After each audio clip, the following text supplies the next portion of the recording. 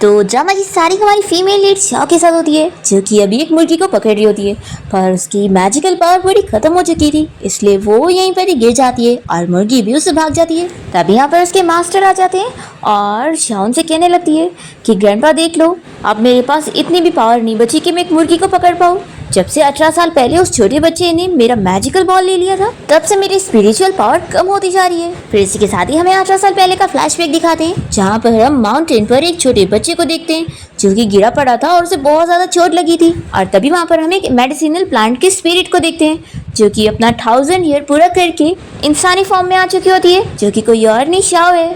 वो बहुत ज्यादा खुश हो जाती है कि मेरी कल्टीवेशन पूरी हो चुकी है और अब मैं फाइनली इंसान बन गई।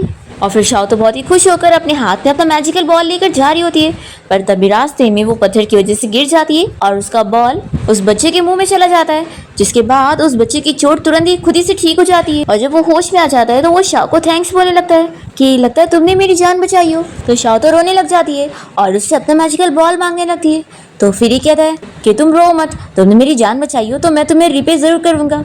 फिर वो उसे अपने जेट पेंडेंट का आधा हिस्सा दे देता है और बताता है कि मैं अभी अपने घर जा रहा हूँ और तुम इस जेट पेंडेंट के जरिए मुझे ढूंढ लेना, और तुमने मेरी जान बचाई हो तो बदले में तुम जो मांगना मैं वो तुम्हें दूंगा, तुम चाहो तो मुझसे शादी भी कर सकती हो। ऐसा बोलकर वो चला जाता है। अब फ्लैशबैक यहाँ पर खत्म होता है और शाओ अपने मास्टर से कहने लगती है कि आपने मुझे काफी सारे मेथड सिखा चुके हैं, तो क्यों ना अब आप मुझे माउंटेन से नीचे जाने दे, मैं उस लड़की को ढूंढूंगी और उससे अपना मैजिकल बॉल वापस से लेकर आऊंगी। तो मास्टर कहते हैं कि तुम इतनी आसानी से वो मैजिकल बॉल थोड़ी ना ले पाओगी, पहले तुम्हें उस लड़के से शादी करनी पड़ेगी, तभी तुम डुअल कल्टीवेशन मेथड से उससे अपना मैजिकल बॉल ले सकती हो। तो शाओ कहती है कि मास्टर फिर तो ये कितना सिंपल है ना, मैं जाती हूँ और उससे शादी कर लेती हूँ, फिर मुझे मेरा मैजिकल बॉल मिल के रहेगा। ये सोचकर ही वो बहुत खुश होकर चली जाती है।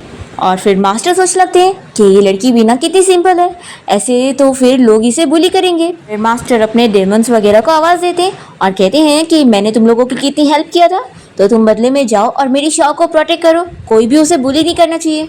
फिर दूसरी तरफ हम हमारे मेल लीड सीन को देखते हैं, जो कि इसी माउंटेन में अपने गार्ड्स के साथ पहुंच जाता है। वो यहाँ पर किसी मेडिसिनल प्लांट को ढूंढने आया होता है, जो कि 1000 ईयर पुराना है। यहाँ पर उसका असिस्टेंट कहने लगता है कि बॉस, आपको 1 साल पहले किसी ने जहर दे दिया था, जिसकी वजह से मास्टर ने बताया है कि आप 3 साल से ज्यादा नहीं जी सकते, लेकिन आपकी जान बचाने के लिए अगर वो मेडिसिनल प्लांट मिल जाएगा तो फिर आप ठीक हो जाएंगे। और मैंने अच्छी तरीके से पता करा हूँ कि वो 1000 ईयर वाला मेडिसिनल प्लांट यहीं पर ही मिलेगा। यहाँ पर चिन के मुंह से खून भी आने लगता है, तो उसका असिस्टेंट फिक्र करता है।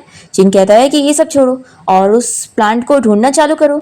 फिर उसके ऑर्डर पर सभी गार्ड्स ढूंढने के लिए चले जाते हैं और चिन अपना वही जेट पेंडेंट देखने लगता है, जिसका हाफ पार्ट उसने शाओ को दिया था। और वो सोचता है कि उस साल में उस लड़की से यहीं पर ही मिला था, पता नहीं वो उस लड़की को मैं वापस ढूंढ पाऊंगा कि नहीं, ऐसा वो सोच रहा होता है।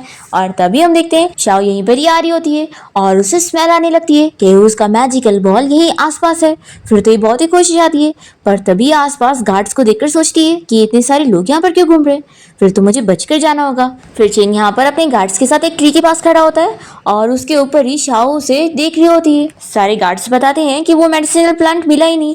तभी असिस्टेंट चिन से कहने लगता है कि बॉस, ये ट्री बहुत ही ज्यादा नामचीन है, यहाँ पर जो भी आकर विश मांगता है उसकी विश पूरी होती है, तो क्यों ना आप विश करो कि वो प्लांट आपको मिल जाए। तो फिर चिन तो यहाँ पर विश मांगने लगता है कि मेरी वो बचपन की लाइफ सेवर मुझे मिल जाए। तभी शाओ से ऊपर से देख रही होती है और सोचती है कि ये छोटा बच्चा अब बड़ा हो चुका है और कितना ज्यादा हैंडसम दिखता है। ऐसा वो सोच रही होती है कि इतने में उसे पता चलता है कि उसकी स्पिरिचुअल पावर फिर से बहुत ही कम हो रही है।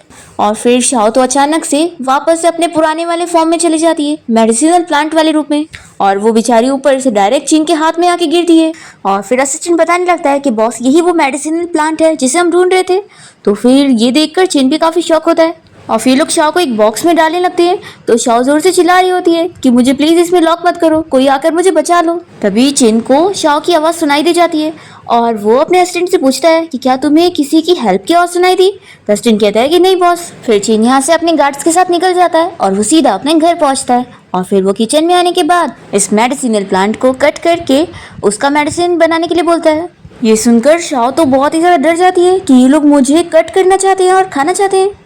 तो ये सुनकर शाओ तो बहुत ज्यादा डर जाती है कि ये लोग मुझे कट करना चाहते हैं। फिर जैसे असिस्टेंट शाओ को उस चाकू से कट करने वाला होता है, तभी शाओ अपनी मैजिकल पावर से खुद को बचा लेती है और वो चाकू दूर जाके दीवार पे लगता है। फिर से असिस्टेंट ट्राई करता है पर फिर से वही होता है। तो चिन कहता है कि लाओ मुझे दो, मैं करता हूँ। और फिर जब वो भी करने जाता है तो चाकू सीधा दूर जाता है। और शाओ सोच रही होती है कि अभी भी मैं बहुत ही पावरफुल हूँ, इतनी मैजिकल पावर्स तो है ही मेरे पास कि मैं खुद को प्रोटेक्ट कर सकूँ। फिर चीन को आइडिया आता है कि एक काम करो, इस मेडिसिनल प्लांट को डायरेक्ट बॉइलिंग वाटर में डालो। फिर ये लोग बेचारी शाओ को पानी में डाल देते हैं और वो उबलने लग जाती है और जोर जोर से चिल्ला रही होती है। फिर इतने में चिन को कुछ ज़रूरी काम से कंपनी से कॉल आती है, तो वो कहता है कि अभी इस मेडिसिनल प्लांट को रख दो, मैं इससे बाद में निपटूंगा। ऐसा बोलकर वो चला जाता है। फिर मेड गैस बंद कर देती है और शाओ यहाँ बहुत खुश हो जाती है कि फाइनली मैं बच गई, मेरा तो आज सूप बनने वाला था। सच में मास्टर ने बिल्कुल सही कहा था कि ये जगह बहुत ही डरावनी है। फिर हम देखते हैं कि चिन जब यहाँ से निकल रहा होता है तो उसकी आंटी और कजिन घर पे आए होते हैं और वो लोग उसका मजाक उड़ा रहे होते हैं और बहुत ही गुस्सा भी होते हैं कि पता नहीं ग्रैंड माँ ने उसे कंपनी का प्रेसिडेंट क्यों बना के रखी है, जबकि वो इतना बीमार है और जल्दी मरने वाला है। चिन इन लोग की बातों पर कोई ध्यान नहीं देता और यहाँ से चला जाता है। तभी हम यहाँ पर शाओ को देखते हैं जो कि बहुत ही गुस्सा हो रही होती है कि चीन उसे मारने की कोशिश कर रहा था और उसे बॉइलिंग वाटर में पकाना चाह रहा था। ये सोचती है कि बस मुझे मेरी ओरिजिनल पावर मिल जाए फिर मैं उसे छोड़ूंगी नहीं। फिर हम देखते हैं चीन अपने कंपनी पहुंचता है और यहाँ पर उसे कोई बंदा उसे मिलने आया होता है क्योंकि चीन उस पेंडेंट वाली लड़की को ढूंढ रहा था यानी कि शाओ को। तो ये फोटोग्राफर बताता है कि मैंने एक्सीडेंटली उस लड़की की फ़ोटो लिया हूँ जिसके पास वही पेंडेंट है जिसे आप ढूंढ रहे हैं। बस ये फ़ोटो एक्सीडेंटली ली गई थी तो इसमें उसका चेहरा नहीं दिख रहा है। फिर फोटो में जो जगह होती है वो असिस्टेंट पहचान जाता है कि ये तो वही माउंटेन है जहाँ से हमने वो मेडिसिनल प्लांट लाए थे। तो चीन कहता है कि फिर यानी वो लड़की वहीं कहीं रहती होगी। फिर वो इस फोटोग्राफर को जाने के लिए बोल देता है। फिर हम यहाँ पर शाओ को देखते हैं जो बेचारी उस बॉक्स में लॉक एक जगह पे रखी होती है और गुस्सा हो रही होती है कि मुझे यहाँ पर बंद करके क्यों रख दिया गया है। तभी तुम्हें यहाँ पर चीन की आंटी और वो कजिन आ जाता है और दोनों यहाँ पर उसी मेडिसिनल प्लांट को चुराने के लिए आए होते हैं और ये लोग शाओ को उस बॉक्स में देखकर उसे उठा के लेकर चले जाते हैं। चीन अपने कंपनी में होता है और उसे थोड़ा बीमार जैसा फील होने लगता है। तभी असिस्टेंट आकर बताता है कि बॉस आपकी ग्रैंडमा की बर्थडे पार्टी का अरेंजमेंट हो चुका है। तो फिर चेन अपनी ग्रैंडमा के लिए गिफ्ट रेडी करने के लिए बोलता है। फिर हम देखते हैं कि ग्रैंडमा की बर्थडे पार्टी स्टार्ट हो जाती है और चीन के अंकल आंटी और वो कजिन उनके साथ ही होते हैं। तभी चीन भी यहाँ पार्टी में पहुंच जाता है और ग्रैंडमा उसे देखकर खुश होती है और उसे बताने लगती है कि तुम्हारे लिए गुड न्यूज़ है, तुम जो मेडिसिनल प्लांट को ढूंढ रहे थे जो तुम्हारी जान बचा सकता है वो तुम्हारे कजिन को मिल गया है। तो फिर चीन ये सुनकर शॉक होता है कि अच्छा तो तुमने भी वो मेडिसिनल प्लांट ढूंढ लिए। तभी इतने में कजिन कहने लगता है कि मैं तुम्हें वो दे सकता हूँ लेकिन बदले में मुझे कंपनी का इंपॉर्टेंट प्रोजेक्ट चाहिए क्योंकि वो प्लांट इतना इंपॉर्टेंट है, उससे तुम्हारी जान बचेगी, तो कंपनी का प्रोजेक्ट तो तुम मुझे दे ही सकते हो। तो चीन इसके लिए साफ साफ मना कर देता है कि नहीं, मुझे इसकी ज़रूरत नहीं है क्योंकि मेरे पास पहले से ही वो प्लांट है और वो अपनी ग्रैंडमा को इस बारे में बताता है। तो फिर चीन की आंटी कहने लगती है कि क्या मजाक कर रहे हो, वो मेडिसिनल प्लांट सिर्फ एक ही हो सकता है तो तुम्हारे पास कैसे होगा। फिर चीन यहाँ पर अपने गार्ड्स को बोलकर उसी मेडिसिनल प्लांट के बॉक्स को मंगवाता है पर जब वो खोलता है तो उसके अंदर वो प्लांट होता ही नहीं है। तो फिर ये लोग हंसने लग जाते हैं कि कितना बड़ा झूठ कह रहा था कि इसे भी वो प्लांट मिल गया है। फिर कजिन यहाँ पर एक बॉक्स मंगवाता है और ग्रैंडमा को दिखाने लगता है कि ग्रैंडमा देखो ये मेडिसिनल प्लांट मैंने ढूंढ के लाया हूँ। फिर सभी लोग देखकर खुश होने लगते हैं कि सच में यही वो असली वाला है। चीनी से जब देखता है तो सोचता है कि ये वही प्लांट की तरह कैसे दिख रहा है जो मैंने ढूंढा था। तभी शाओ से कही जा रही होती है कि ये मैं ही हूँ, इसने मुझे चुराया है, पर चीन को तो उसकी कोई बातें सुनाई नहीं देती। अभी ग्रैंडमा भी यहाँ पर चीन को सजेस्ट करती है कि देखो तुम्हारी लाइफ से ज़्यादा इंपॉर्टेंट कंपनी थोड़ी ना है, तो अपने कजिन को वो प्रोजेक्ट दे दो और ये ले लो। तो फिर चीन कहता है कि नहीं ग्रैंडमा, मुझे इसकी ज़रूरत नहीं है, आपकी बर्थडे पार्टी थी इसलिए मैं यहाँ पर आया था, तो अब मुझे कुछ काम है, मैं जा रहा हूँ। ऐसा बोलकर चीन यहाँ से जाने लगता है और शाओ को गुस्सा आ रही होती है कि इसने मुझे पहचाना भी नहीं। फिर यहाँ पर चीन अपने असिस्टेंट को ऑर्डर देता है कि तुम जाकर सीसीटीवी फुटेज चेक करवाओ ताकि पता लगे कि किसने उस प्लांट को चुराया। तभी शाओ को गुस्सा आ रही होती है कि उस इडियट ने तो मुझे पहचाना नहीं, लेकिन मुझे अब खुद को बचाना पड़ेगा। फिर वो कैसे कैसे करके अपनी मैजिकल पावर्स का यूज़ करने की कोशिश करती है और यहाँ से उठकर भागने लगती है। तभी यहाँ पर कजिन और ये लोग सब देख लेते हैं कि वो मैजिकल प्लांट यहाँ पर नहीं है। ये लोग उसे ढूंढने लग जाते हैं और शाओ यहाँ से भाग भाग कर पार्टी से बाहर निकल आती है जहाँ पर चीन अपनी कार के पास खड़ा होता है और वो कार में बैठने वाला होता है कि तभी इतने में यहाँ पर चीन के अंकल आंटी, उसके कजिन और सारे लोगों को लेकर आ जाते हैं और ये लोग चीन के ऊपर इल्जाम लगाने लगते हैं कि उसने वो मेडिसिनल प्लांट चुरा के यहाँ पर लेकर आया है। कजिन तो यहाँ पर साफ साफ उसके ऊपर इल्जाम लगाकर उसे मेडिसिनल प्लांट वापस देने के लिए बोल रहा होता है। तभी हम देखते हैं कि शाओ कैसे कैसे करके चुपके से कार के अंदर घुस जाती है और तभी चीन तो अपने अंकल आंटी और कजिन को कह देता है कि मैंने उसे नहीं चुराया, तुम लोग कुछ भी इल्जाम नहीं लगा सकते। तो फिर ये लोग कहते हैं कि अगर तुमने नहीं चुराया हो तो हमें अपनी कार चेक करने दो, क्या पता तुमने पहले ही कार में रख दिए होंगे। शाओ सोचती है कि अब ये लोग यहाँ पर मुझे ढूंढ लेंगे। फिर वो सोचती है कि मैं कहाँ छुपूं, मुझे कुछ समझ ही नहीं आ रहा होता है। तभी चीन अपने कजिन से कहता है कि ठीक है, तुम्हें ढूंढना है ना तो ढूंढ लो, लेकिन अगर वो प्लांट यहाँ पर नहीं मिला तो फिर बदले में मैं तुम्हारा हाथ तोड़ूंगा। तो कजिन तो डरने लगता है पर आंटी इसके लिए मान जाती है और फिर ये लोग जल्दी से चिन की कार में पूरा ढूंढने लग जाते हैं। शाओ तो बहुत ही ज्यादा डर जाती है और बहुत ही छुपने की कोशिश करती है और वो फाइनली बच जाती है। ये लोग उसे देख ही नहीं पाते। फिर चिन कहता है कि देखा मेरी कार में वो नहीं मिला ना, तो अब शर्त के हिसाब से मैं इसका हाथ तोड़ूंगा। फिर वो कजिन चिल्लाने लगता है कि प्लीज मुझे माफ कर दो। दूसरी तरफ हम देखते हैं कि शाओ यहाँ कार से बाहर निकल आती है और वो अचानक से वापस से इंसान वाले फॉर्म में आ जाती है। तो बहुत ही खुश होने लगती है कि मैं रिकवर हो गई और फिर ये चिल्लाने लगती है कि हाँ, उस कजिन को मार पड़नी चाहिए, उसने मुझे चुराया था। तभी क्लीनर आंटी शाओ को ऐसे इंसान में बदलते हुए देख लेती है और वो बहुत ही ज्यादा शॉक रह जाती है। और फिर चिन यहाँ पर अपने कजिन को लास्ट वार्निंग देते हुए छोड़ देता है और वो जैसी कार में बैठने लगता है तभी इतने में वो क्लीनर आंटी जोर जोर से चिल्लाते हुए इन सभी को बता देती है कि ये लड़की इंसान नहीं है, ये उस मेडिसिनल प्लांट की स्पिरिट है। तो ये सुनकर सभी शॉक होते हैं और शाओ को ही देखने लगते हैं। फिर ग्रैंडमा पूछने लग जाती है कि क्या हम लोगों ने सही सुने कि ये लड़की इंसान नहीं बल्कि मेडिसिनल प्लांट है। शाओ सोचती है कि इन लोगों को मेरी आइडेंटिटी के बारे में पता नहीं लगना चाहिए, नहीं तो मैं खतरे में पड़ जाऊंगी। फिर वो तुरंत ही कहती है कि नहीं, मैंने गलत देखा होगा, ऐसे कैसे हो सकता है। तो फिर वो क्लीनर कहने लगती है कि मैंने बिल्कुल सही देखी हूँ, ये लड़की अभी एक प्लांट थी और फिर इंसान बन गई, तो ज़रूर ये उस मेडिसिनल प्लांट की स्पिरिट होगी। तो फिर चिन का कजिन कहने लगता है कि अच्छा, तभी तो मैं बोलूँ कि वो प्लांट मिल क्यों नहीं रहा है, क्योंकि वो एक स्पिरिट बन चुकी है। फिर ये लोग तो शाओ के ऊपर शक करे जा रहे होते हैं। इतने में यहाँ पर उस क्लीनर की बेटी आ जाती है और वो तुरंत ही कहने लगती है कि नहीं, मेरी मॉम ने गलत देखा होगा, वैसे भी मेरी मॉम बीमार है तो उन्हें गलत फहमी होती रहती है। शाओ कहती है कि सुना आप लोगों ने, मैं कोई मेडिसिनल प्लांट नहीं हूँ, मुझे कुछ भी मत बोलो। ऐसा बोलकर फिर वो जाने लगती है। तभी कजिन उसे रोकता है और कहता है कि अगर तुम वो स्पिरिट नहीं हो तो मैंने तुम्हें कहीं यहाँ आसपास देखा भी नहीं, तो तुम यहाँ अंदर आई कैसे। ये हमारा प्राइवेट एरिया है जहाँ पर पार्टी हो रही थी और आउटसाइडर्स यहाँ पर अलाउड नहीं थे, तो लगता है तुम ही वो चोर हो जिसने वो मेडिसिनल प्लांट चुराई है। तो शाओ तुरंत ही कहती है कि मैं कोई चोर नहीं हूँ। तो फिर चिन भी उससे पूछता है कि फिर तुम कौन हो और अंदर कैसे आई। तो फिर ये जल्दी से चिन को अपना नाम बताती है कि मैं शाओ हूँ और मैं यहाँ पर तुम्हें ही ढूंढने आई हूँ, तुमसे शादी करने के लिए। तो ये सुनते के साथ ही चिन का अंकल कहने लगता है कि देखा, तुम सच में एक चोर हो और यहाँ पर ये सब बहाने कर रही हो। फिर ये लोग सभी इसे पकड़ लेते हैं और इसकी तलाशी लेने की कोशिश करते हैं कि इसी के पास ही वो प्लांट होगा। तभी शाओ अपनी मैजिक पावर का यूज करते हुए जेट पेंडेंट को नीचे गिराती है और चिन उसे देखते के साथ ही पहचान लेता है और तुरंत ही इन सभी को शाओ को छोड़ने के लिए बोलता है। और फिर वो जल्दी से उसे उठाकर बचपन की चीजें याद करने लगता है और उससे पूछता है कि ये जेट पेंडेंट तुम्हें कहाँ मिला। तो शाओ कहती है कि ये तुमने मुझे 18 साल पहले दिया था, क्या तुम भूल चुके हो। तो फिर चिन जल्दी से अपना वाला जेट पेंडेंट निकालता है और वो लगा के देखता है कि ये उसी का ही हाफ हिस्सा है। फिर ये देखने के बाद आपस में सभी लोग बातें करने लगते हैं कि हमने सुना था कि मिस्टर चिन जब छोटे थे तो उन्हें कुछ गुंडों ने किडनैप कर लिए थे और तभी एक छोटी बच्ची ने उनकी जान बचाई थी जिनको उन्होंने अपना जेट पेंडेंट दे दिए थे। तो लगता है ये लड़की वही है। फिर चिन तो यहाँ बहुत खुश हो जाता है और जल्दी से शाओ को हक करके कहने लगता है कि फाइनली मैंने तुम्हें ढूंढ ही लिया, मेरी लाइफ सेवर। फिर शाओ तो यहाँ खुश हो जाती है कि अच्छा हुआ इसने मुझे पहचान लिया, अब तो मैं आसानी से इसके पास रुक सकती हूँ और अपना वो मैजिकल बॉल इससे ले सकती हूँ। तभी ग्रैंड माँ चिन से पूछती है कि यहाँ पर क्या चल रहा है। तो फिर ये बताता है कि ग्रैंड माँ ये वही लड़की है 18 साल पहले जिसने मेरी जान बचाई थी, मेरी लाइफ सेवर। तो ग्रैंड माँ आज जो भी सारी चीजें हुई है ना, ये सब बस मिसअंडरस्टैंडिंग है, ये यहाँ पर मेरे लिए आई है और मुझे पूरा यकीन है कि ये कोई चोर नहीं है।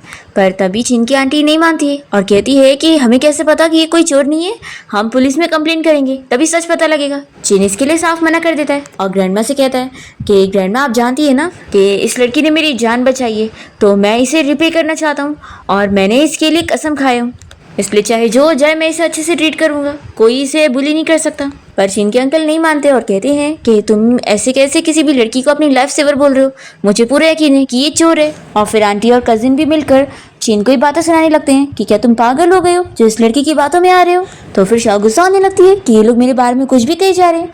तो चिन कहता है कि तुम इन लोग की बातों पर ध्यान मत दो, तुम मेरी लाइफ सेवर हो और मैं तुम्हें इतने टाइम से ढूंढ रहा था और अब तुम मुझे मिल गई हो, तो मैं अपना प्रॉमिस पूरा करना चाहता हूँ।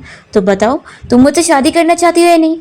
ये सुनते के साथ ही चिन के अंकल, आंटी और उसका कजिन और उसकी ग्रैंड माँ ये चारों ही शॉक रह जाते हैं। ये सुनकर शाओ भी सोचने लगती है कि क्या मुझे तो बस इससे अपना मैजिकल बॉल चाहिए था, तो क्या मुझे अब इससे शादी भी करनी पड़ेगी। चिन कहता है कि मैं बीमार हूँ और मेरे पास ज़्यादा टाइम नहीं है, फिर मेरे मरने के बाद मेरी जो भी सारी प्रॉपर्टी है वो तुम्हें मिल जाएगी और फिर तुम्हें कोई भी बुली नहीं कर पाएगा। तो अभी चिन की ग्रैंड माँ कहने लगती है कि शादी बहुत बड़ा मैटर होता है। तो चिन कहता है कि ग्रैंड माँ मैंने इससे प्रॉमिस करा था और मैं अपना प्रॉमिस पूरा करूँगा। तभी शाओ भी कहती है कि अरे शादी करने की ज़रूरत नहीं है, ये तो बहुत ही आसान चीज़ थी। फिर वो तुरंत ही उसे किस करने लगती है और उसके अंदर से अपना मैजिकल बॉल लेने की कोशिश करती है। और यहाँ पर चिन तो बहुत ही खुश हो जाता है और वो तो उसे किस कर ही रहा होता है। और इन लोग को ऐसे देखकर अंकल आंटी और कजिन बातें करने लगते हैं कि ये लोग कितने शेमलेस हैं। पर ग्रैंडमा तो इन लोग को देखकर खुश हो रही होती है। और तभी शाओ सोचने लगती है कि आखिर वो मैजिकल बॉल निकला क्यों नहीं। फिर यहाँ पर चिन तो बहुत ही खुश हो रहा होता है और वो इसे कहता है कि हम दोनों के बीच की प्रोग्रेस कुछ ज़्यादा ही जल्दी नहीं हो गई। तभी कहती है कि क्यों ना हम लोग फिर से किस करें।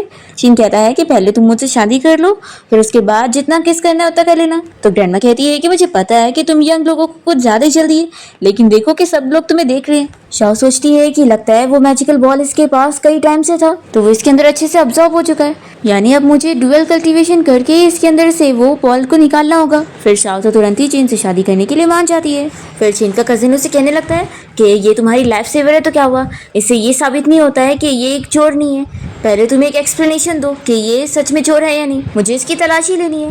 तो ये सुनते के साथ ही चीनी से पैर से मारता है और चिल्लाता है कि ये तुम्हारी होने वाली फ्यूचर सिस्टर इन लॉ है। तुमने सोचा भी कैसे कि मैं इसकी तुम्हें तलाशी लेने दूंगा। फिर अंकल आंटी यहाँ पर चिन को चिल्लाने लगते हैं, तो ग्रैंडमा चिन की साइड लेते हुए इन्हें चिल्लाती है कि चिन बिल्कुल सही कह रहा है और इसलिए तुम लोग यहाँ से निकल जाओ। फिर चिन यहाँ से शाओ को अपने साथ लेकर जाता है और वो इन लोग को चिढ़ाते हुए उसके साथ चली जाती है। फिर कार से जाते हुए चिन शाओ से इस बारे में पूछने लगता है कि वैसे मैंने तुम्हारे बारे में पता किया कि तुम वही माउंटेन पर रहती हो, लेकिन जब मैं वहाँ पर ढूंढने गया था तो तुम वहाँ मुझे मिली नहीं। शाओ मन में सोचती है कितना स्टूपिड है ये, वहाँ पर तो सिर्फ मॉन्स्टर रहते हैं।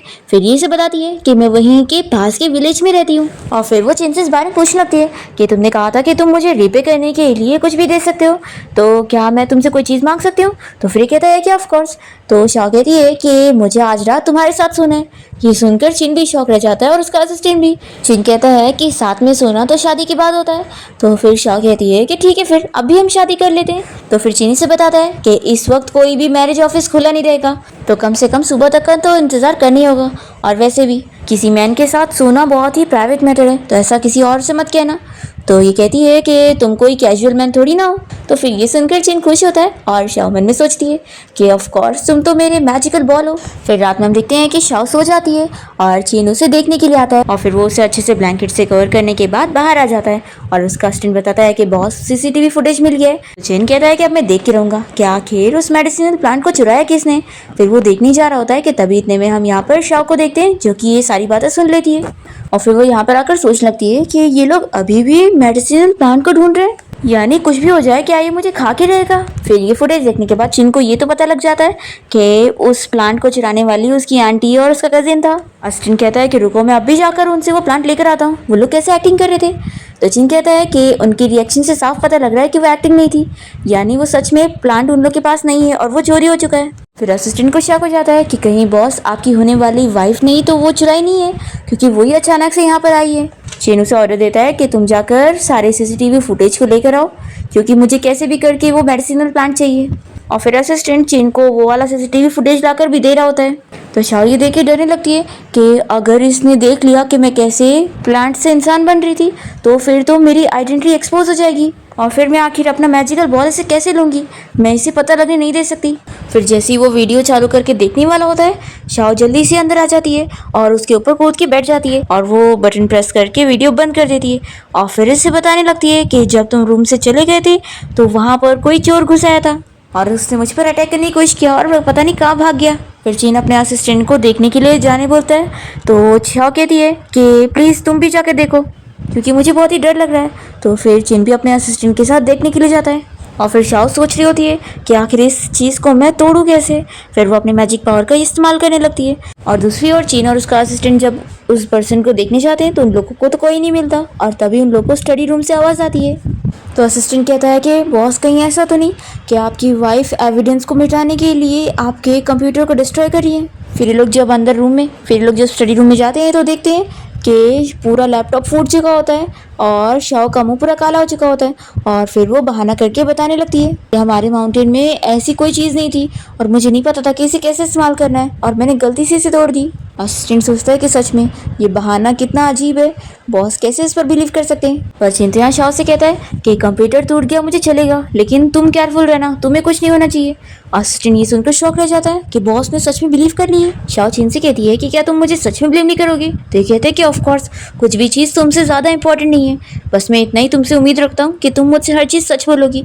तो तुम मुझे बताओ कि क्या तुम सच में मुझे ही ढूंढने वहाँ पर आई थी? तो फिर ये कहती है कि ऑफ कोर्स, और मन में सोचती है कि मैं वैसे भी अपने मैजिकल बॉल को ढूंढने आई थी और उसके लिए मुझे इसी की ज़रूरत है, तो मैं थोड़ी ना झूठ बोल रही हूँ। फिर ये कहता है कि ठीक है, फिर मुझे तुम पर बिलीव है, तुम अब रूम में जाओ, मैं मेड से कहता हूँ कि वो तुम्हें वॉशअप करने में हेल्प करे। फिर यहाँ से शाओ रूम में चली जाती है और असिस्टेंट कहने लगता है कि बॉस, मुझे पूरा यकीन है कि इन्होंने जानबूझ के एविडेंस को डिस्ट्रॉय करने के लिए इसे फोड़ी है। चिन कहता है कि अगर ये सच भी हुआ तो भी मुझे खुशी है, क्योंकि मैं नहीं चाहूँगा कि कजिन वो एविडेंस लेकर जाए। अगर शाओ ने ही वो मेडिसिन प्लांट ली होगी तो भी मुझे कोई फर्क नहीं पड़ता है, उसे जो चीज़ चाहिए होगी मैं उसे दे दूंगा। और फिर नेक्स्ट मॉर्निंग ही चिन शाओ के साथ कोर्ट जाकर मैरिज सर्टिफिकेट ले लेता है और फिर उसे कहता है कि वो उसके लिए बहुत बड़ी ग्रैंड वेडिंग का अरेंजमेंट करेगा। फिर यहाँ पर असिस्टेंट और सारे सर्वेंट आते हैं और इन लोग को हैप्पी वेडिंग विश करते हैं और कहते हैं कि विला अच्छे से रेडी हो चुका है। फिर शाओ जैसे ही यहाँ पर चिन के साथ उसके घर आती है तो वो बहुत ही खुश होती है कि तुम्हारा घर तो सच में बहुत ही बड़ा है, कल रात तो मैंने ठीक से देखी भी नहीं थी। चिन मन में सोचता है कि लगता है पहले इसने बहुत सफ़र कर चुकी है। फिर वो इसे कहता है ये सिर्फ मेरा घर नहीं है बल्कि अब से तुम्हारा घर है, चलो मैं तुम्हें पूरा घर दिखाता हूँ। तो शाओ कहती है कि नहीं, इसकी ज़रूरत नहीं, देखो अभी हमें इससे ज़रूरी चीज़ करनी है, तो चलो जल्दी से बेड पर चलते। ये सुनकर चिन को खांसी आने लगती है तो ये कहती है कि तुम तो अब भी वीक हो गए, कहीं तुम आधे में बेहोश तो नहीं हो जाओगे। तो ये कहता है कि ऑफ कोर्स नहीं, मैं इतना वीक नहीं हूँ और ये मेरी वाइफ का ऑर्डर है तो मैं कैसे पीछे हट सकता हूँ। फिर वो उसे उठा के बेडरूम में लेकर जाता है और फिर दोनों ही किस कर और फिर वो उसे किस करने लगता है। और फिर जब वो अपना शर्ट उतार रहा होता है तो शाओ तो अपनी आंखें बंद कर लेती है और फिर उसे कहती है कि तुम्हें क्या हो गया। तभी यहाँ पर चिन की तबीयत तो बहुत ज़्यादा खराब होने लगती है और उसके मुंह से खून आने लगता है और वो बेहोश हो रहा होता है। और शाओ से कहता है कि मुझे लगा था कि मेरे पास अभी और टाइम होगा, लेकिन लगता है ये मेरा आखिरी डे है। फिर वो बेहोश हो जाता है तो शाओ सोचती है कि आखिर अब मैं और फिर वो बेहोश हो जाता है तो शाओ सोचती है कि मैं इसे कैसे बचाऊं। फिर वो अपना मेडिसिन वाला थोड़ा हिस्सा तोड़ती है और उसके मुंह में डाल देती है, पर थोड़ा सा पार्ट तोड़ने की वजह से शाओ को खुद कमज़ोरी फील होती है और वो बेहोश हो जाती है। और यहाँ पर चिन ठीक हो जाता है और जैसे ही वो होश में आता है तो वो शाओ को अपने पास देखकर गिल्टी फील करने लगता है कि ये इतनी यंग है और मैंने इसके साथ शादी करके बहुत ही गलत करा हूँ, इसके साथ बहुत ही अनफेयर है ये। और फिर सुबह उठने के बाद शाओ जब ब्रेकफास्ट करने के लिए जाती है तो हाउसकीपर उसे बताता है कि बॉस कंपनी गए हैं, उनकी इंपॉर्टेंट मीटिंग थी। दूसरी तरफ हम देखते हैं कि यहाँ पर चिन अपनी मीटिंग में होता है और शाओ यहाँ घर पे जो काम कर रही होती है और जब उसके हाथ में कुछ चोट वगैरह लगती है तो यहाँ चिन को पेन होता है तो वो समझ नहीं पाता कि ये क्या हो रहा है, मुझे तो कोई चोट भी नहीं लगी और ऐसा लग रहा है जैसे मुझे चोट लग गई है, कहीं मेरी बीमारी बढ़ तो नहीं गई। फिर वो इस बारे में मास्टर को कॉल करके बताता है कि कल वो कितना ज़्यादा बीमार हो गया था और फिर वो जब सुबह उठा तो अचानक से पूरी तरीके से ठीक था। तो मास्टर समझ जाता है कि क्या तुमने मेडिसिनल प्लांट खाए हो, सिर्फ उसी की मदद से तुम ठीक हो सकते हो। तो फिर ये सुनते के साथ ही चिन सोच में पड़ जाता है कि रात में तो मेरे पास शाओ थी, तो कहीं सच में उसी ने ही उस मेडिसिनल प्लांट को चुराई तो नहीं है। फिर हम देखते हैं शाओ चिन की कंपनी के बाहर पहुंच जाती है उसके लिए टिफिन लेकर और मन में सोचती है कि अब मैं उससे मिलूंगी और मौका देखकर वापस से उसके अंदर से अपना मैजिकल बॉल निकालने की कोशिश करूंगी। तभी गाड़ी से रोक लेता है और उसे अंदर ले जाने नहीं देता, तो ये बताती है कि मैं यहाँ पर अपने हस्बैंड से मिलने आई हूँ और फिर वो उसका नाम भी बताती है। तो गार्ड को लगता है कि ये कोई फ्रॉड लड़की है जो प्रेसिडेंट को अपना हस्बैंड बता रही है, तो फिर वो इसे बिल्कुल अंदर जाने नहीं देता। तो शाओ को अपना मैजिक पावर यूज़ करना पड़ता है और फिर वो अंदर चली जाती है। और फिर शाओ जब चिन के ऑफिस के बाहर पहुंच रही होती है तभी इतने में वो दो प्लांट्स को आपस में बातें करते हुए सुनती है जो कि कह रहे होते हैं कि चिन कितना बेचारा है, उसका कजिन ब्रदर उसे कोई जहर देने वाला है जिससे उसे एलर्जी हो जाएगी, बेचारा ऐसे ही मरने वाला था कि और बीमार हो जाएगा। शाओ ये सब सुनकर शॉक हो जाती है और फिर उन लोगों से सारी चीज़ें और पूछती है तो फिर वो लोग इसे सब बताते हैं। शाओ सोचती है कि यहाँ मैं उसे बुली नहीं कर रही हूँ और मेरी जगह कोई और उसे बुली करने का सोचे, ऐसा मैं होने नहीं दूंगी। फिर शाओ जल्दी से जाती है और चिन को वो जूस पीने से रोक देती है और जूस का ग्लास फेंक कर वो उसे बताती है कि इसमें तुम्हारे कजिन ने नशे वाली चीज़ मिलाया है जिससे तुम्हें एलर्जी हो जाए, और वो इसका पूरा प्रूफ दे देती है। फिर जिस बंदे ने उसमें मिलाया हुआ था वो तुरंत ही बता देता है कि ये सारा काम वो उसके कजिन का है। चिन तुरंत ही इसे यहाँ से निकलवा देता है और फिर अपने कजिन से कहता है कि तुम्हें भी मैं छोड़ूंगा नहीं। पर फिर ये कजिन भी हार नहीं मानता और चिन से फाइट करने की कोशिश करता है। फिर इतने में यहाँ पर चिन की आंटी और उसकी ग्रैंड माँ आ जाते हैं और कजिन की मॉम उसकी साइड लेने लगती है कि मेरे बेटे ने क्या किया जो तुम उसके पीछे पड़े रहते हो। फिर ये कजिन भी ग्रैंड माँ से कहने लगता है कि मैंने कुछ भी नहीं करा हूँ और ये हमेशा ही मेरे पीछे पड़ा है। तो शाओ यहाँ पर अपने मैजिक स्पेल का यूज़ करती है और वो पेपर जैसे इसके मुंह पे लगाती है तो फिर ये सारा सच बता देता है कि कैसे इसने चिन को हार्म करने के लिए उसकी जूस में कुछ एलर्जी वाला मिलाया था जिससे वो और बीमार हो जाए। और फिर ये अपने मुंह से सारा सच बता देता है तो ग्रैंडमा को बहुत गुस्सा आती है और वो इसे थप्पड़ लगाती है कि तुम्हारी हिम्मत कैसे हुई चिन को नुकसान पहुंचाने की। पर फिर कजिन और उसकी मॉम मिलकर शाओ को कुछ भी कहने लगते हैं। तो फिर चिन उन्हें चिल्लाता है और फिर वो अपनी ग्रैंडमा से कहता है कि मैं आप लोगों को बताना ही भूल गया था कि अब शाओ मेरी वाइफ है। तो फिर ये सुनकर कजिन और उसकी मॉम को और गुस्सा आ रही होती है और फिर चिन की आंटी कहने लगती है कि जरूर तुम दोनों साथ में मिले हुए थे और तुम ही लोग नहीं वो मेडिसिनल प्लांट चुराए थे और हमारे ऊपर इल्जाम लगा रहे थे। तो चिन कहता है कि अच्छा हुआ मुझे फिर से उस प्लांट के बारे में याद दिलाया, मुझे अच्छी तरीके से पता लग गया है कि चोर कौन था। फिर वो ग्रैंडमा को बता देता है कि कजिन ने ही वो प्लांट चुराया था। तो फिर ग्रैंडमा को बहुत गुस्सा आती है और वो इसे और थप्पड़ लगाती है। फिर यहाँ पर चिन के मास्टर भी आ जाते हैं और उन्हें अपनी पावर की मदद से पता लग जाता है और वो इन लोग को बताते हैं कि वो मेडिसिनल प्लांट यही पर ही है। तो फिर कजिन ये सुनते के साथ ही कहता है कि मैंने बोला था ना कि इन्हीं लोग ने वो प्लांट चुराए तो ज़रूर इसी लड़की के पास होगा। तभी यहाँ पर मास्टर अपनी मैजिक की मदद से शाओ की तरफ पॉइंट करता है और इन सभी को बता देता है कि मेडिसिनल प्लांट कोई और नहीं बल्कि यही लड़की है और ये इंसान नहीं है। शाओ तो ये सुनने के बाद शॉक हो जाती है और ये सभी भी। और फिर चिन सब याद करने लगता है कि उसे कितने सारे हिंट मिले थे कि यही वो प्लांट हो सकती है। फिर वो भी शक कर रहा होता है और तभी इतने में शाओ अपने पावर की मदद से उस निशान को दूर कर देती है और कहती है कि देखा मास्टर ने जो तरीका यूज़ करे वो गलत था, ये मैं हूँ ही नहीं और आप लोग फालतू में मुझ पर शक कर रहे थे, मैं एक नॉर्मल इंसान हूँ। पर मास्टर को फिर भी यकीन नहीं आ रहा होता है और वो उसके ऊपर मैजिक करने की कोशिश करता है। पर शाओ तो उससे भी ज़्यादा पावरफुल होती है और वो सोचती है कि मैं 1000 ईयर पुरानी हूँ और मैंने बहुत ही कल्टीवेशन करी, मुझे कोई हरा ही नहीं सकता। फिर इसके बाद मास्टर और सभी यहाँ से चले जाते हैं और इन शाओ का हाथ पकड़ के उसे लेके जाने लगता है। तो ये कहती है कि हस्बैंड हम कहाँ जा रहे हैं? तो ये कहता है कि घर पे। फिर दोनों जब कार में होते हैं तो शाओ से कहती है कि एक्चुअली मैं माउंटेन से नीचे कोई चीज़ ढूंढने आई थी और वो चीज़ तुम्हारे पास है। चिनू से कहता है कि मुझे खुशी है कि तुमने मुझे सच बताई, देखो तुम्हें फिक्र करने की ज़रूरत नहीं है, मैं हूँ ना तुम्हारे पास, मैं तुम्हें प्रोटेक्ट करूँगा। और वो मन में सोचता है कि अगर ये सच में मेडिसिनल प्लांट भी हुई ना तो भी मैं इसका ख्याल रखूँगा।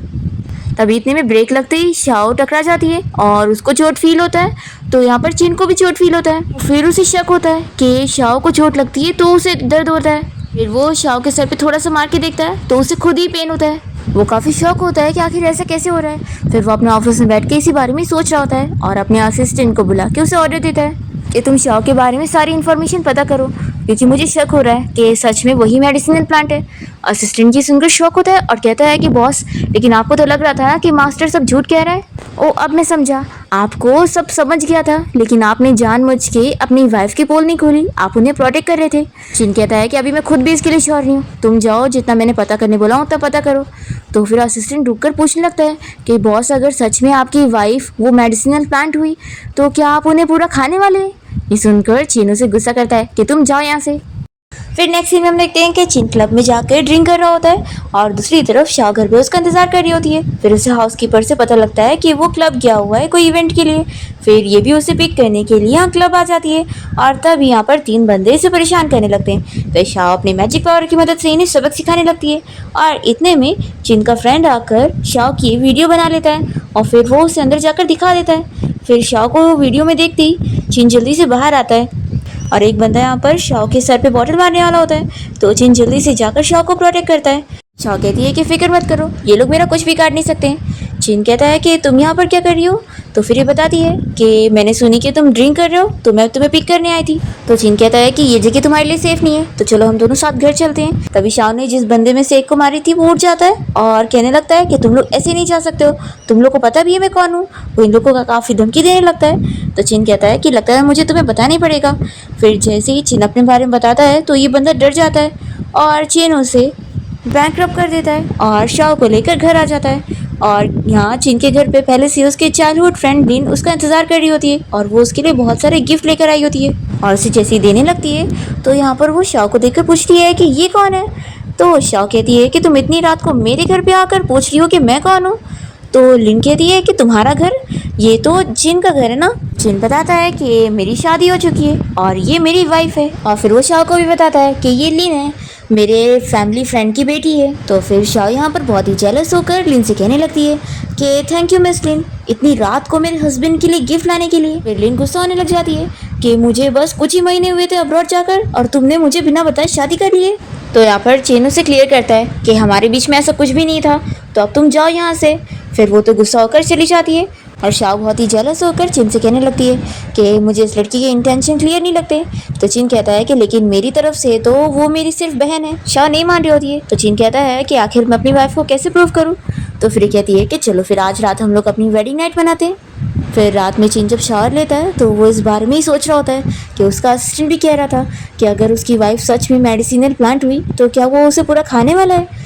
ये सोचता है कि मैं ऐसा क्या करूं कि ये चीज़ रोक दूं। फिर ये शाओ के पास जाकर कुछ बहाने करने लगता है कि मुझे अभी ज़रूरी काम है तो मैं स्टडी रूम में जा रहा हूँ। तो ये कहती है कि नहीं तुम ऐसे नहीं जा सकते, कम से कम कुछ इंटरेस्ट तो देकर जाना ही होगा। फिर वो उसे किस करने लगती है। तो फिर चिन भी उसे किस करता है। और फिर नेक्स्ट डे हम देखते हैं कि चिन अपने ऑफिस में बैठकर कल रात की किस के बारे में सोचकर ही बहुत ही खुश हो रहा होता है। तब यहाँ पर उसका असिस्टेंट कुछ इन्फॉर्मेशन लेकर आता है और बताता है कि उसने उस माउंटेन के पास वाले विलेज के बारे में पता चला, लेकिन वहाँ पर शाओ बिल्कुल नहीं रहती थी। शाओ नाम की कोई लड़की रहती ही नहीं थी। तो मिस शाओ ने आपसे झूठ बोली है। और मैंने इस बारे में भी सुना कि उस माउंटेन पर इमॉर्टल्स रहते थे। ये बात सभी विलेजर्स को पता है, इसलिए कोई भी वहाँ पर जाता नहीं है कोई फेरी को डिस्टर्ब करने के लिए। फिर चिन समझ जाता है कि फिर चिन सोचता है कि मैं 2 बार अब तक शाओ से उसी माउंटेन पर ही मिला था। तो लगता है ये बात सच है कि वही सच में वो इमॉर्टल मेडिसिनल प्लांट है। फिर हम नेक्स्ट सीन में शाओ को देखते हैं जो कि एक मेडिकल स्टोर के बाहर जाती है और सोचती है कि चिन की हेल्थ कंडीशन ठीक नहीं है, तभी तो वो मेरे साथ नाइट स्पेंड नहीं कर रहा है, तो मुझे उसके लिए आज कोई टॉनिक खरीदना ही होगा। फिर वो वहाँ के शॉप ओनर से बताने लगती है कि उसे कौन सी वाली ड्रग चाहिए। तो यहाँ पर कुछ मेडिसिनल हर्ब्स उसे बताने लगते हैं कि तुम हमें ले लो। तो फिर शॉ कह रहती है कि हाँ मुझे यही वाले दे दो। तभी यहाँ पर लिन पहुँच जाती है और वो शॉ का मजाक उड़ाने लगती है कि तुम कितनी गरीब सोच की हो, चिन इतना अमीर है और वो हमेशा अच्छी मेडिसिन यूज़ करता है और तुम ये गिरे हुए हर्ब्स उसके लिए लेकर जाओगी। तो शॉ कहती है कि अब हमारे बीच में कोई डिफरेंस नहीं है, हम मैरिड है। तो फिर लिन जेलस होकर कहने लगती है कि वो बस तुम्हारे साथ खेल रहा है और एक बार जब उसका मन भर जाएगा तो वो तुम्हें छोड़ देगा। शाह कहती है कि लेकिन अभी तो मैं उसके लिए फ्रेश हूँ ना, और उल्टा तुम पुरानी हो चुकी हो क्योंकि तुम उसकी पुरानी चाइल्डहुड फ्रेंड हो और मुझे तो नहीं लगता कि वो तुम्हें बिल्कुल भी इंटरेस्टेड है। लिन और उसके बीच में आर्ग्यूमेंट हो ही रहा होता है कि तभी इतने में यहाँ पर कोई बंदा यहाँ पर एक मेडिसिन खरीदने आया होता है और ये ओनर जो उसे मेडिसिन दे रहा होता है शाह उसे देखते के साथ ही बता देती है कि ये मेडिसिन सही नहीं है, ये ख़राब हो चुकी है। मैं इसकी स्मेल सूंघते के साथ ही पहचान सकती हूँ। तो भी ये लोग इसकी बात पर यकीन नहीं कर रहे होते और जो एक मेडिसिन एक्सपर्ट होता है वो शॉ के साथ शर्त लगा लेता है कि चलो हम लोग कंपटीशन करते हैं कि कौन मेडिसिन को पहचानेगा। फिर प्रूव हो जाएगा कि कौन हम में से ज़्यादा बड़ा एक्सपर्ट है। तो फिर शॉ भी मान जाती है। फिर ये बंदा तो सही से मेडिसिन को पहचान नहीं पा रहा होता है और जब शॉ की बारी आती है तो वो तो आग बंद में ही मेडिसिन को पहचान लेती है क्योंकि वो मेडिसिन खुद ही उसे बता देते हैं कि वो कौन सी मेडिसिन है। दूसरी तरफ हम देखते हैं कि चिन अपनी कंपनी में की मीटिंग में होता है, पर उसे जैसे इस बारे में पता लगता है तो वो भी यहाँ पर पहुँच जाता है। और फिर जैसे ही स्टोर के लोगों को पता लगता है कि शाओ का हस्बैंड कोई और नहीं मिस्टर चिन है तो फिर वो उसकी तारीफ करने लगते हैं कि तभी तो ये लड़की इतनी औसम है। चिन इन लोग को चिल्लाता है कि अगर ये मेरी वाइफ ना होती तो तुम लोग इसे ऐसे बुली कहते रहते। तो भी ये बंदा यहाँ पर चिन से डरता नहीं है और उसे झगड़ने लगता है। तभी यहाँ पर इस बंदे का बॉस आ जाता है जो कि उसका टीचर है, पर वो यहाँ पर उसी को ही चिल्लाता है कि एक गलती उसने किया है और वो शाओ के ऊपर इल्ज़ाम नहीं लगा सकता, वो सच में एक एक्सपर्ट है। फिर यहाँ पर लिन तो बहुत ही डर जाती है कि सभी लोग यहाँ पर शाओ की साइड ले रहे हैं, तो वो माफ़ी मांगने लगती है। लिन कहती है कि सिर्फ माफ़ी मांगने से कुछ नहीं होगा, तुम शर्त हार चुकी हो, तो तुम जाओ मेरे लिए एक गिलास पानी लेकर आओ। और फिर वो इसे अपना काम करवाने के बाद बहुत ही खुश होती है। फिर शॉप से बाहर निकलने के बाद शाओ चिन को बताने लगती है कि मैंने तुम्हारे लिए और ग्रैंडमा के लिए स्पेशल मेडिसिन खरीदी हूँ और मैं तुम लोगों के लिए एक अच्छी मेडिसिन तैयार करूँगी। तो चिन इसे बताने लगता है कि मेरी बीमारी बहुत ज़्यादा ही ख़राब है और मैं कभी ठीक नहीं हो सकता हूँ, क्या पता मैं एक दिन मर जाऊँगा। तो फिर जल्दी से इसका मुँह बंद करती है और कहती है कि ऐसा कभी नहीं होगा। चिन यहाँ पर शाओ से क्लियर करता है कि वो असल में बिल्कुल ठीक है, वो बस उसके साथ इसलिए नहीं नाइट स्पेंड कर रहा था क्योंकि फिर बाद में उसे रिग्रेट ना हो। शाओ कहती है कि मुझे तो इसी बात का रिग्रेट है कि तुम मेरे साथ नाइट स्पेंड कर क्यों नहीं रहे हो। तो फिर चिन मान जाता है और शाओ खुश होकर उसके गाल पे किस करती है और कहती है कि ठीक है फिर मैं तुम्हारा इंतजार करूंगी। ऐसे बोलकर जाके कार में बैठ जाती है। और फिर इतने में असिस्टेंट आकर चिन को बताने लगता है कि बॉस उस दिन आपकी वाइफ ने जो सीसीटीवी फुटेज को डैमेज कर दी थी वो अब वापस से रिकवर हो गया है, तो क्या अभी आप देखना चाहते हैं। तो चिन मना करता है कि नहीं, अभी मैं अपनी वाइफ के साथ टाइम स्पेंड करने जा रहा हूँ, तो ये चीज़ मैं बाद में देखूंगा। ऐसा बोलकर चिन भी शाओ के साथ कार में बैठकर चला जाता है। तो फिर हम यहाँ पर चिन के मास्टर को देखते हैं जो कि इस बारे में सोच रहे होते हैं कि आखिर उस मेडिसिनल प्लांट के बारे में कुछ पता क्यों नहीं चल रहा है। फिर वो फिर से अपने पावर की मदद से मैजिकल मिरर में देखने की कोशिश करते हैं कि आखिर वो मेडिसिनल प्लांट किसके पास है। तो उसमें शाओ का चेहरा दिखाई देने लगता है। तो फिर मास्टर काफ़ी शौक होते हैं कि आखिर ऐसे कैसे। फिर वो और भी चीज़ें पता करते हैं, तो उन्हें बचपन से लेकर सारी स्टोरी दिखाई दी जाती है। और मास्टर को पता लग जाता है कि शाओ असल में वही मेडिसिनल प्लांट है जो कि बचपन में ही इंसानी फॉर्म में आई थी, और तभी उसका वो मैजिकल बॉल जिनके मुंह में चला गया था, और इसलिए ही वो उसके पास आई उससे शादी करने के लिए, ताकि अपनी वो मैजिकल बॉल ले सके। फिर ये जानते के साथ ही मास्टर और उनका स्टूडेंट समझ जाते हैं कि अगर शाओ ने वो मैजिकल बॉल उससे ले ली तो फिर वो मर जाएगा। मास्टर कहते हैं कि नहीं, मैं ऐसा नहीं होने दे सकता, मुझे अभी इस चीज़ को रोकना होगा। फिर इसके बाद चिन शाओ को लेकर डिनर पार्टी में पहुंचता है, जहाँ पर शाओ ग्रैंडमा को बताती है कि मैं आपके लिए हर्ब्स लेकर आई हूँ और इससे मैं आपकी अच्छी मेडिसिन बनाऊंगी। तो फिर ग्रैंडमा बहुत ही खुश होती है और वो शाओ को एक जेड पेंडेंट गिफ्ट करती है। और ये देखकर अंकल आंटी कहने लगते हैं कि ये तो फैमिली का हेirloom है, आप इसे कैसे दे सकती हैं, ये तो आपकी ग्रैंड डॉटर इन लॉ है और मैं आपकी डॉटर इन लॉ, आपको मुझे देना चाहिए। कजिन भी कहने लगता है कि हाँ, ये तो बस एक गांव की लड़की है और ये सब डिजर्व नहीं करती। तो वो चिन जल्दी से ब्रेसलेट को निकालकर शाह को पहनाने लगता है और कहता है कि मेरी वाइफ सबसे बेस्ट डिजर्व करती है। फिर यहाँ पे ग्रैंडमा शाह से पूछने लगती है कि हम तुम्हारी फैमिली से कब मिल सकते हैं, देखो अब तो तुम दोनों की शादी भी हो चुकी है, तो हम तुम्हारी फैमिली से मिलना चाहते हैं। फिर शाह तो बोल नहीं पा रही होती है, तो चिन जल्दी से कहता है कि इसकी फैमिली बहुत दूर रहते हैं ना, तो वो यहाँ पर आपसे मिलने नहीं आ पाएंगे। तभी जल्दी से अंकल आंटी इस बात पर मजाक उड़ाने लगते हैं और ताने देते हैं कि कहीं ऐसा तो नहीं कि इसकी फैमिली बहुत ही गरीब होंगे, इसलिए उन्हें शर्म आ रही है हमसे मिलने के लिए। सच में इस बारे में अगर लोगों को पता लग गया कि हम ऐसे गरीब लोग के रिलेटिव हैं तो हमारी कितनी बेइज्जती होगी। शॉ कहती है कि आपका बेटा अभी जल्दी जेल गया था ना, तो तब तो आपको उसमें शर्म नहीं आई। शॉ की बातें सुनकर चेन भी खुश हो जाता है और ग्रैंडमा भी, और ग्रैंडमा को तो शॉ बहुत ही पसंद आती है। और फिर यहाँ पर अंकल आंटी तो गुस्सा होकर चले जाते हैं, और ग्रैंडमा को जब पता लगता है कि शाओ और चेन आज दोनों साथ में नाइट स्पेंड करने वाले, तो वो तो और खुश हो रही होती है और इन लोगों को गुड लक बोलकर वो यहाँ से भेज देती है। फिर कार से जाते वक्त शाओ सोचती है कि आज तो मैं अपना मैजिकल बॉल लेके रहूंगी, और चिन तो ये सोचकर अपसेट होता है कि मैं तो जल्दी मर जाऊंगा, काश मैं कुछ और साल इसके साथ रह पाता। तभी मास्टर यहाँ पर पहुँच जाते हैं और वो सोचते हैं कि ये मेडिसिनल प्लांट कितनी चालाक है जो मिस्टर चिन के आसपास घूम रही है अपना मैजिकल बॉल लेने के लिए। ये लोग जाके ग्रैंडमा को इस बारे में बता देते हैं, पर क्लियरली नहीं बताते, बस ये कहते हैं कि वो दोनों साथ में नाइट स्पेंड नहीं कर सकते और उन्हें रोकना बहुत ज़रूरी है। फिर ग्रैंडमा इन लोग को होटल का नाम बता देती है कि वो लोग कहाँ गए। फिर अब देखते हैं कि शाओ और चिनिया दोनों साथ में होटल रूम में आ जाते हैं वेडिंग नाइट मनाने के लिए, और दोनों ही किस करने लगते हैं। और दूसरी तरफ मास्टर और उनका स्टूडेंट जल्दी जल्दी में टैक्सी में बैठकर आ रहे होते हैं। टैक्सी ड्राइवर स्लो चला रहा होता है तो वो लोग उसे बहुत सारे पैसे देते हैं कि जल्दी चला, पर फिर ये लोग किसी कार से टकरा जाते हैं और वो बंदा इन लोगों को बीच रास्ते में गुस्सा करता है। और फिर कैसे भी करके मास्टर यहाँ बाहर पहुंच जाते हैं, और तभी हम देखते हैं कि शाओ यहाँ चीन के अंदर से अपना वो मैजिकल बॉल निकाल लेती है और बहुत ज़्यादा खुश हो जाती है कि मुझे मेरी मैजिकल बॉल मिल गई। पर जैसे ही वो निकालती है तभी इतने में चिन के मुंह से खून आने लगता है और वो बीमार होने लगता है। तो ये देख के शाओ डर जाती है और पूछती है कि आखिर तुम्हें ये क्या हो गया है।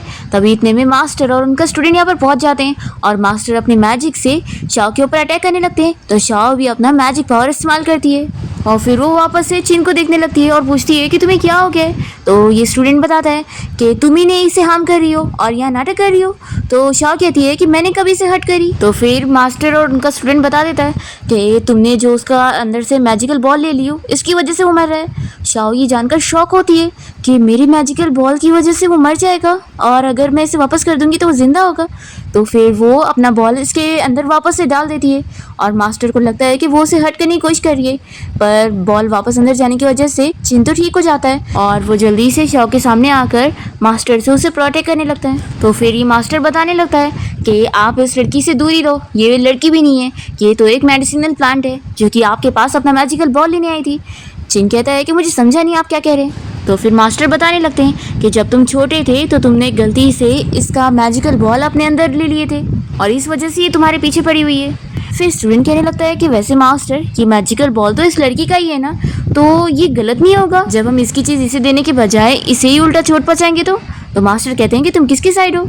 फिर यहाँ ये जानने के बाद चिन काफ़ी शौक होता है और शाओ से कहता है कि यानी तुम बस मैजिकल बॉल लेने के लिए माउंटेन से यहाँ मेरे पास आई थी और तुमने इसी वजह से मुझसे शादी करी और तुम सिर्फ इसी रीज़न की वजह से मेरे साथ नाइट स्पेंड करना चाहती थी, क्या मैं सही कह रहा हूँ। तो शाओ कहती है कि वो तो ओरिजिनली मेरा ही था ना। चिन कहता है कि मैं जितना पूछ रहा हूँ उतना बोलो, हाँ या ना। तो शाओ से हाँ बोल देती है। ये जानकर चिन काफ़ी अपसेट होता है और कहता है कि यानी अब तक मैं इतनी बड़ी गलतफहमी में जी रहा था कि तुम मुझे पसंद करती हो, बल्कि तुम तो सब ये सब इसलिए ही कर रही थी फिर ये मास्टर से कहता है कि आप मेरे अंदर से इसका मैजिकल बॉल निकाल के इसे रिटर्न कर दो। तो फिर मास्टर मना करने लगता है कि अगर ये मैजिकल बॉल आपके अंदर से निकाला जाएगा तो फिर आप अब भी मर जाओगे। शाओ कहती है कि क्या ये सच ही मर जाएगा? तो मास्टर कहता है कि एक्टिंग मत करो, तुम इसके पास इतने टाइम से घूम रही थी तो तुम्हें तो पता लग ही गया होगा। शाओ कहती है कि मुझे कुछ नहीं पता लगा था। चिन कहता है कि तुम्हें कुछ भी कहने की ज़रूरत नहीं है, और फिर ये मास्टर से कह देता है कि इसकी चीज़ इसे वापस कर दो। फिर चिन यहाँ शाओ को फोर्स करने लगता है कि अपनी चीज़ ले लो, पर वो नहीं मानती और यहाँ से भाग जाती है। फिर चिन बीमार होने लगता है तो मास्टर जल्दी से उसे हॉस्पिटल ले जाने के लिए निकलते हैं। दूसरी तरफ शाओ रोड पर अकेले जा रही होती है और उसे समझ नहीं आता कि मैं क्या करूं। तभी इतने में उसके मास्टर और उसके फ्रेंड्स से मैजिक से कांटेक्ट करके पूछने लगते हैं कि तुम कहाँ पर हो और कब वापस आने वाली हो, और क्या तुम्हें तुम्हारा मैजिकल बॉल मिल गया। वो शाओ मास्टर को सब बताती है कि वो चिन के अंदर से अपना मैजिकल बॉल नहीं निकाल सकती, नहीं तो वो मर जाएगा क्योंकि वो बहुत बीमार है। तो शाओ की फ्रेंड्स कहने लगती है कि तुम्हें उसकी फिक्र करने की क्या ज़रूरत है, वैसे भी वो चीज़ तुम्हारी है। शाओ कहती है कि नहीं, वो मेरे साथ बहुत ही अच्छे से था और वो भी तो इनोसेंट है ना, मैं ऐसा उसके साथ कैसे कर सकती हूँ। तो मास्टर कहते हैं कि तुम अपने दिल से पूछो कि तुम्हारे लिए सबसे ज़्यादा इंपॉर्टेंट तुम्हारी लाइफ है या फिर उसकी लाइफ है। तो शाओ कहती है कि ये मुझे नहीं पता, मुझे बस इतना पता है कि मैं उसे मरते हुए नहीं देख सकती और ना ही उसे अपसेट होते हुए देख सकती हूँ। तो फिर शाओ की फ्रेंड्स कहने लगती है कि फिर तो लगता है तुम्हें उससे प्यार हो गया है। शाओ कहती है कि प्यार? तो फिर मास्टर भी कहने लगते हैं कि प्यार इस दुनिया में सबसे ट्रबल वाली चीज़ है। फिर शाओ को भी यहाँ पर सब कुछ, फिर शाओ भी चिन के बारे में अच्छे से सोचती है और उसे एहसास हो जाता है कि वो सच में उससे प्यार करने लगी है। फिर वो मास्टर से कहती है कि आप मुझे कोई सॉल्यूशन निकाल के बताओ कि मैं उसे कैसे बचाऊँ। फिर नेक्स्ट डे चिन हॉस्पिटल में होता है और तभी शाओ यहाँ पर उसे मिलने जाती है और उसे बताती है कि मैं तुमसे अपना वो मैजिकल बॉल नहीं लूँगी, नहीं तो फिर तुम मर जाओगे। तो ये कहता है कि बिल्कुल नहीं, तुम्हें मुझ पर तरस खाने की ज़रूरत नहीं है, बस एक बार मैं यहाँ से ठीक हो जाऊँ फिर तुम अपनी चीज़ वापस ले लेना। तो शाओ यहाँ पर रोते हुए उसे सब बताती है कि मैं कोई तुम पे तरस नहीं खा रही हूँ, मैं नहीं चाहती कि तुम मरो। तो फिर कहता है कि हाँ हाँ तुम बहुत ही अच्छी हो। तो शाओ से बताती है कि मैं तुम्हें बहुत मैं तुम्हें लाइक करती हूँ, इसलिए मैं नहीं चाहती कि तुम्हें कुछ हो।